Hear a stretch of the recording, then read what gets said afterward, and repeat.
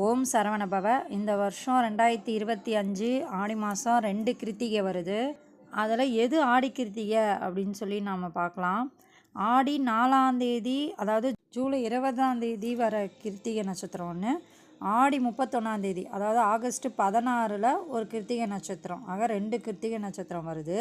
இதில் எது ஆடி கிருத்திகை அப்படின்னு பார்த்தீங்கன்னா, தமிழ்நாட்டில் 90% கோவிலில் ஆகஸ்ட் 16ஆம் தேதி தான் ஆடி கிருத்திகை கொண்டாடுறாங்க. அதிலும் முக்கியமாக ஆடி கிருத்திகை விமர்சையாக கொண்டாடுறது எங்கன்னு பார்த்தீங்கன்னா திருத்தணியில்.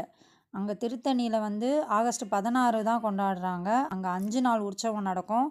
அது ஆகஸ்ட் 14ஆம் தேதி ஸ்டார்ட் பண்ணி ஆகஸ்ட் 18ஆம் தேதி 5 நாள் உற்சவம் முடியுது.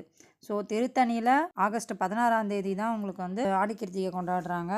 அதே மாதிரி வடபழனியில், சென்னையில் வடபழனிலையும் ஆகஸ்ட் 16ஆம் தேதி தான். இந்த மாதிரி தமிழ்நாட்டில் 90% கோயிலில் ஆகஸ்ட் 16ஆம் தேதி தான் ஆடி கிருத்திகை.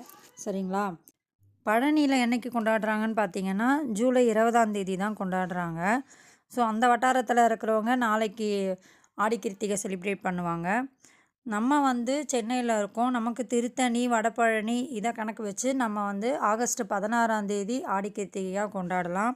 அடுத்த வீடியோவில் பழனியில் நடந்த ஒரு உண்மை கதையோடு நான் உங்களை சந்திக்கிறேன்.